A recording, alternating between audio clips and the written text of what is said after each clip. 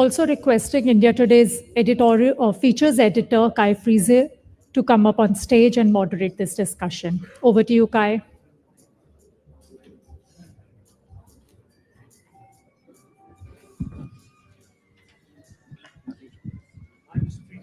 Hello. Good afternoon. Yep, that's clear. And I hope this will be a brisk session in the interest of lunch. Our topic is the global model for Sikkim tourism. But I want to start a bit louder. I want to start on a personal note, which is that my own journey as a tourist began in Sikkim many, many years ago in, I think, 1981. When I was just out of school, it was the first long journey I ever took in the country, and I went to Sikkim. On the way there, I met people who were very jealous because permits were very difficult at the time. It was not a global destination, but I made my way to Gangtok, of course, and Pemyangtse. I ate Dale chilies. I had a wonderful time. I couldn't get to the north where I really wanted to go. I couldn't get a permit at then. But since then, I've been back several times. I've been to the Zuluk side, Nathang, to Yumthang and Lachong in the north, to Kechopalri. In the west, I've seen a lot of change and startling change in Gangtok. But now I'd like to ask you all a fairly general question about your own impression of Sikkim's tourism journey, and what has changed, what the major milestones have been. Perhaps we could start with you, Mr. Rao.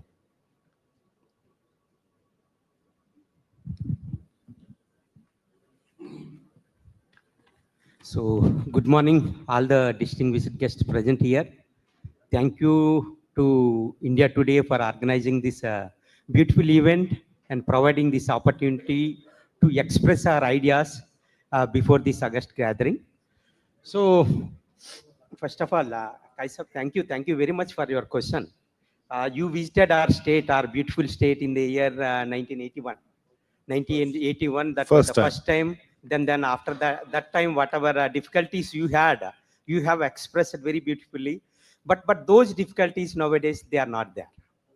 If you want to go to Nathula, then so far that guarantee, as a departmental head, I can give one guarantee. Whoever are interested to go to Nathula, that permit will be provided. That initiative government has already taken. Per day, we are allowing 1,000 passes to Nathula. Around 1,500 vehicles, they are going in peak season. But for visiting other places, suppose one is entering through 3rd mile and seeing for visiting Nathula, then if he is interested, he can come back by through Nathang, Kupup Nathang side. They can exit from that side. That facility, vice versa, also we have provided. That facility is there. Regarding tourism, just now Harshvardhan sir, he might have left, I think. He said government has taken a good policy in the year 2019.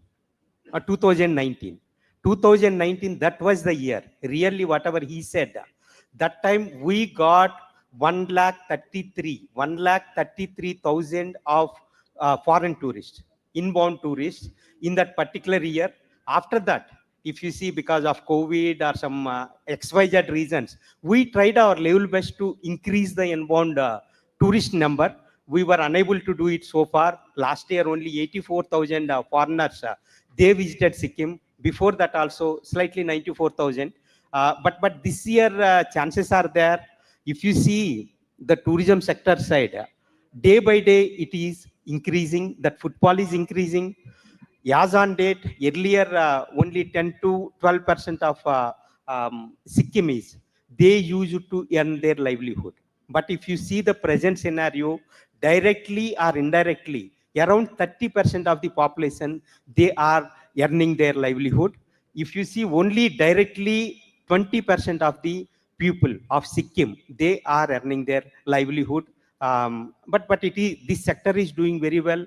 GDP wise, we are providing very good some GSDP, our contribution, tourism contribution, that is some 9.48 percentage. 9.48 percentage, that is the third major sector, you can say. First industries, then after that agriculture is there, then service sector, other service sector is there, then fourth one is the tourism sector. It is doing very well. People, they are very, very happy. Whoever are visiting the state of Sikkim, they are giving very good reviews. They are giving. So far, we haven't seen any adverse reviews. We are changing changing our strategies to maintain the present some conditions. Maybe the environment, clean environment. A number of times we have discussed. Raj Chingappa Sahab also, he said very beautifully, he analyzed the scenario of Sikkim. That's all at this moment. Thank you. Shraddha, you're a leading hotel entrepreneur of the state, and also president of the Hotel and Restaurant Association. And I think you've been involved in getting in major corporate partners into the state as well in the Taj Group. Tell me about your journey in the tourism industry, and also a little bit about the extent to which you focus on the domestic market or the global. Good afternoon, everybody. Thank you so much for the question. Our journey in tourism sector started in the year 2008. And we as a company, Skipping Stones Private Limited, we wanted to show Sikkim the way we saw our state, to the visitors. So right now, we specialize in developing hotel infrastructure at offbeat destination. And I find that part very challenging. Anybody can run or make a hotel in a place like Gangtok or a Peling. But when you start doing this in an offbeat destination, what you do is you spread the impact of this industry to rural areas, and the rural society can feel this impact of this industry. And today, like you said, you were in Sikkim about 1981. Yeah, so I would like to state one point out here. I would just like to make this point out here, is the journey of the tourism industry in Sikkim is a journey which has spanned over 4 decades, And this has been etched with hard work, blood and sweat of the stakeholders, so to say, of course, with a lot of support from the policymakers as well. And today, as we stand here, tourism is contributing above 9% in this in the GDPs, and we have to we are poised rightly to push this further, and put a target of about 20%. Why not? Sikkim as a state, we should be able to, tourism as an industry should be able to put that much, contribute that much. 20% of the GDP. I mean, why not? Let's keep a target. From 10 at the moment, around. Yes, from close to about 9. And the way the thrust in tourism is happening from the center government also. And tourism has been identified as an industry with maximum growth potential to provide employment. And that is the pain point of every government today, how to provide employment to the masses. And tourism is the answer to that problem, is the way I see it. Thank you. Thank you. Karma, you're the real veteran. Hello. Can you hear me? Yes, I can hear you. I was saying you're the real veteran on this panel in tourism. So I'm really most curious to hear about your own journey in the tourism industry in Sikkim, though I know you've worked outside as well. Do tell us more. First and foremost, I would like to thank India Today for organizing this. Okay. And I think it seems that you're most Indian to me, because my journey is 3.5 decades. I started in 1994, and it's been a great journey. Looking back, your topic was tourism Sikkim's global model. Okay, when I look at Sikkim as a being in this industry for more than 3.5 decades, what I've gathered over the period of time is that 4 aspects which forms our tourism industry. You know, that is, there is no research, there is no development. It's simple 4 A's. That's what I've experienced. I've been into mountain climbing, I've been into trekking, I've been into, I've been a driver, I've been a hotelier, you name it, you know. So when I look back, when I gathered today, standing in front of all these people, 35 years in this industry, that 4 A's, you know, and I've divided that 4 A's into 2 quadrants. Okay. You know, 4 A's. First is your attraction. Second is your amenities. Third is your accessibility. Fourth is Atithi. Atithi as in guest. Okay, so first quadrant is yours, attraction. Attraction basically is product. You know, so what do you attract? It's a product.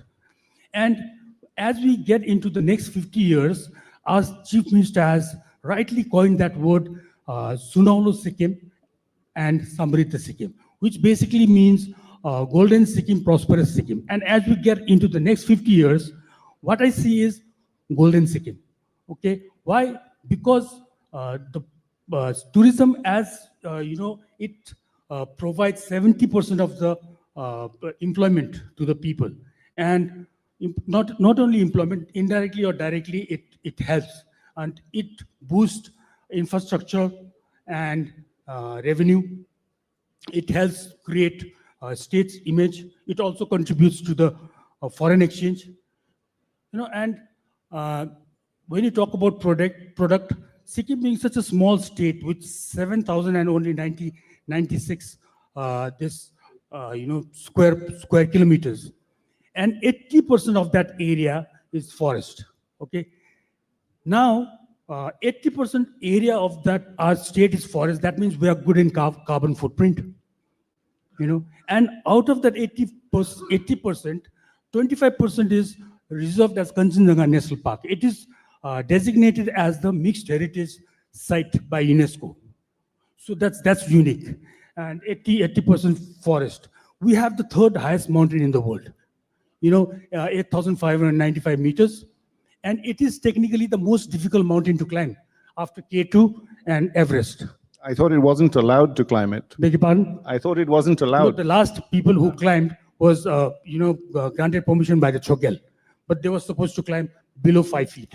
Okay, so talking about the areas, and we have within that small area we have 4 climatic zones: subtropical, you know, temperate, alpine, cold desert. And within the period of 5 to 6 hours, you can literally go from subtropical to the alpine. Okay, and where would you find a beautiful, pristine lake just a couple of hours from your Gangtok? We have 660 plus species of orchids, 631 plus species of butterflies, and out of that, 50% of the populations of butterflies is in Sikkim. 575 plus species of birds, 30% is in Sikkim. You know, and this is how unique we are. Hotspot. Yeah, and it is a vibrant and great biodiversity of hotspot, and it is you know, like 35 species of most rare orchids, 4,500 species of plants. And if you look at Sikkim being a kind of a when people look at it, it looks like a Buddhist circuit.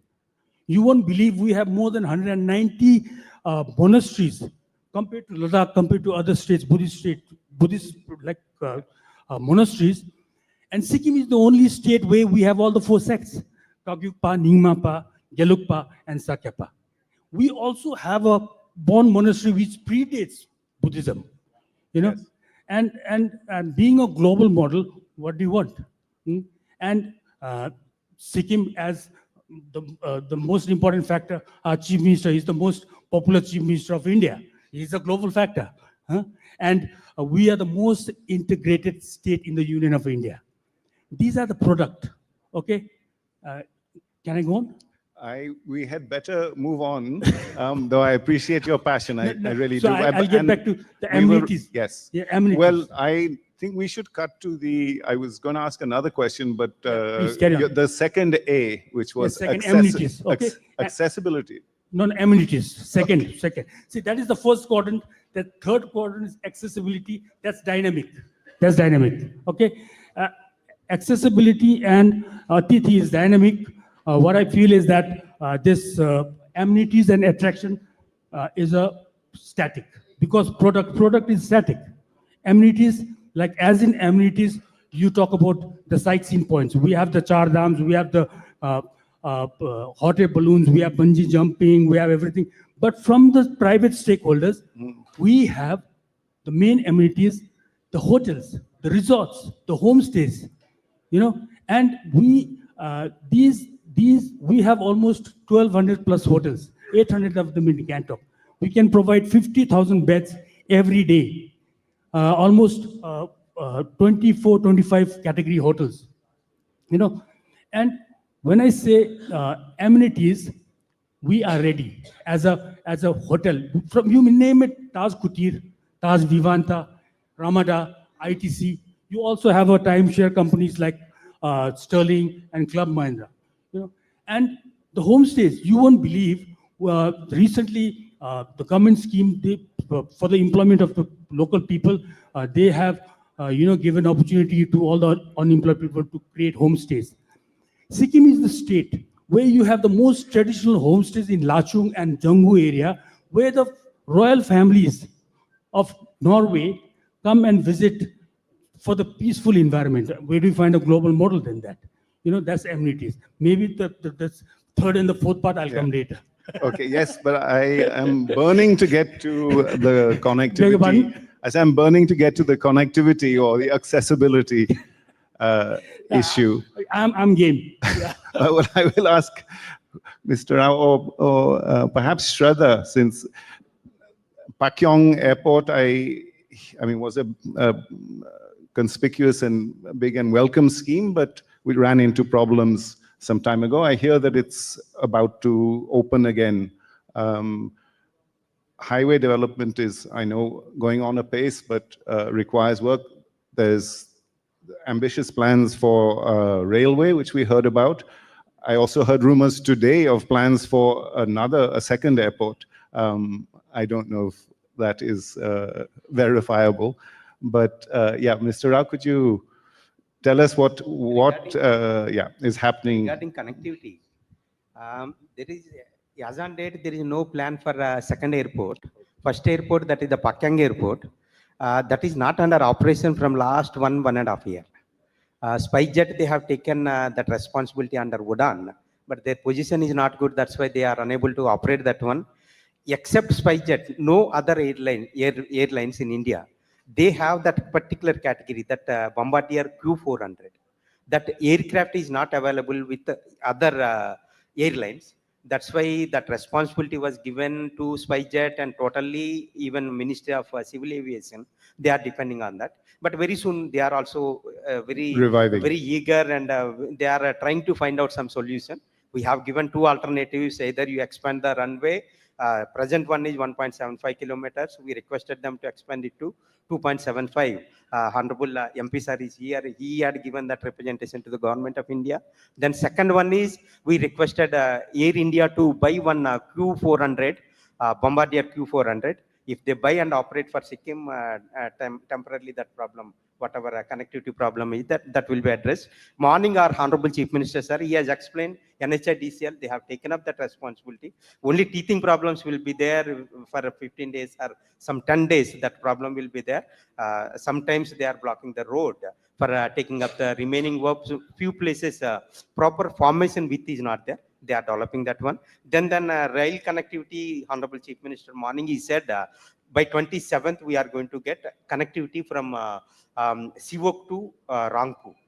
That is Majita railway station, that has already developed. After getting all these connectivities, then definitely there will not be any problem. Right now, whatever target we are keeping, only the thing is, if the NH10 is open, whatever target you keep, 20 lakh, 30 lakh, whatever number you are going to keep, we are going to achieve it, because this is the dream destination. Excellent, thank you. We're running short of time. The other recent big headline was the reopening of traffic on Natula for the Mansarovar route, which has been closed, I think, either since the Doklam crisis or COVID, I'm not sure.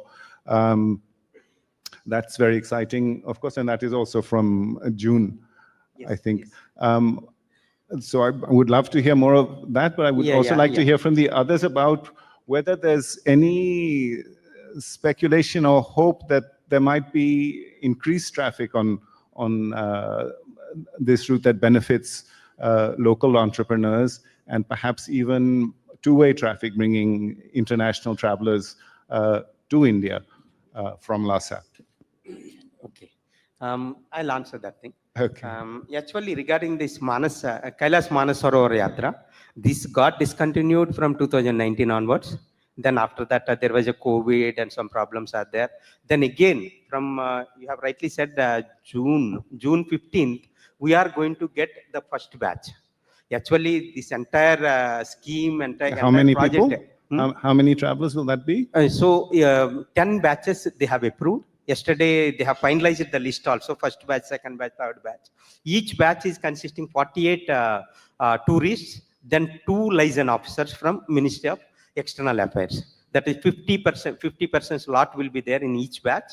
First batch, they are going to reach Delhi on 11th. Then that is almost 21-22 days tour.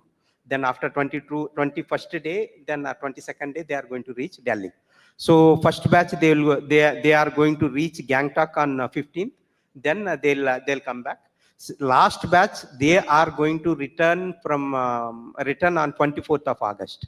So 10 batches, 500 people will be there. But earlier through Uttarakhand they used to do good business. But this time, is a much better route. This time they have given 10 batches to Sikkim, 5 batches to Uttarakhand. Okay. So yesterday formalities have been completed, and 15th we are going to receive them in Sikkim. Okay. That is one thing. Second question. Wonderful. Well, that I wonder if I can take it Hello. to. Hello. Can you hear me? Yeah. Whether there's any prospect of increasing traffic, and maybe have you made any proposals from the private sector to the government for? Yeah, we are planning. Initially also, like our association, along with the hotel association, we've been envisaging growth in Mansarovar because of the COVID and the GLOF, there was a lull in those periods. Now it has started. But as a tourism stakeholder, what our aims and objective regarding the Mansarovar is, this particular group is subsidized by Government of India, and it is handled by Tourism Department. What we envisage is, as a stakeholder, tourism stakeholder, this particular season of Mansarovar happens when there's a lull in our business. That is especially monsoon time, August, September, July, August, and especially because of the monsoon, the main Gangtok, Sikkim, we don't have tourists, and all from the people from the mainland also, they don't come. So during that period, the business starts in the cold desert area like Tibetan Plateau, Ladakh, Lhasa, Mansarovar. Okay. Now, what we look for the future, our honorable MP Saab is also here. This is our prayer, is why not, once this smoothen things out after 1 or 2 years, why not request the Government of India to provide certain quotas to the private sector? So what happens when there's a lull in Gangtok, the private sector, we can have at least 50 to 60 groups, so that we can, private sector can control that, our hotels will flourish, people will go. And Mr. Freeze, you know something, that Mansarovar is the most sought after pilgrimage destination for the Hindus. Yes. You won't believe, I've got a friend in Canada, Hindu friends in Europe, America, they are willing to pay people from the diaspora, any amount of money to take their parents to Mansarovar. And if you compare Nepal, Uttarakhand and Sikkim is the most easiest access, because once you go through Nathula trade, you just hop into the bus, you just ride. And another aspect, because of during that season, another aspect is now there's almost 3 million footfalls in Lhasa. Okay, Lhasa, Sigache. And there is a lot of traffic towards other side, Rombok Monastery and northern side of Everest, because there's lots of climbing from that side. Now, what we request our Honorable MP Saab also is that why not that all those traffic, see, as a tourist, what they want is, they don't want to go one route and come back from one route. They would always love to have a circuit, okay? And when you have millions of foreign tourists, that is also foreign exchange. I'm not talking Yes. about, domestic, foreign tourists coming to Lhasa, they visit Sigache. From Sigache, Ganze, Fari, and they can, come to Sikkim. And now, Sikkim already has an immigration center because of the Tibet trade. Okay, and we see in Nepal also, near Kakarbita, a small, I wouldn't say dingy, but small immigration center. There are two people just looking at the passport. They have the entry to India. They just stamp it. So we just need our guest foreign clients to tell them, okay, now Sikkim, we will accept you. From Tibet, from Lhasa, you don't need to go back. Please come through Nathula. Yeah. They would love to. And we just need to have a immigration center out there.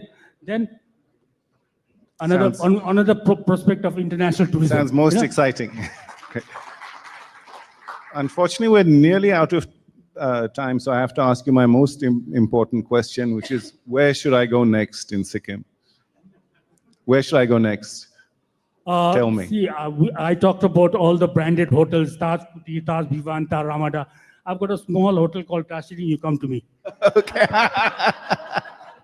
I will take care of everything. I've got a hotel. Oh, good answer. Good hotel answer. in Lachung. I've got a resort in Lachung also. I'll take you for a walk. Oh, I like Lachung. And there'll be a long walk in the forest. Okay. Shraddha, advise me. You with the offbeat destinations. Tell me where I should go next. I believe there are a couple of new destinations that are coming up in Sikkim, like Yangyang is one of it. Langyang. Yangyang, Yeah. very Okay. close to Gangtok and in the middle of, and it's a beautiful, pristine village, Okay. which has the longest ropeway, if I am right, Oh. and a skywalk is getting built around the region. Wonderful. And yeah, you should visit that destination soon. I shall make the effort. Yeah. Thank you. Thank you all very much.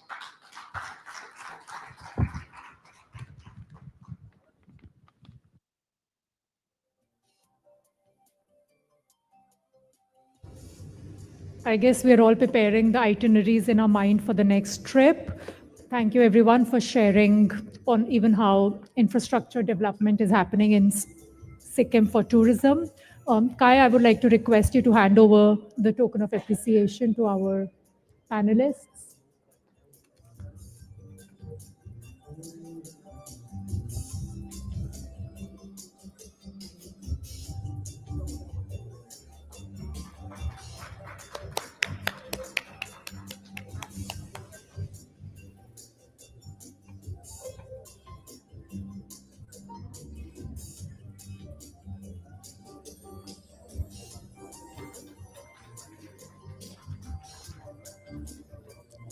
Ladies and gentlemen, it's now time for a well-deserved lunch break.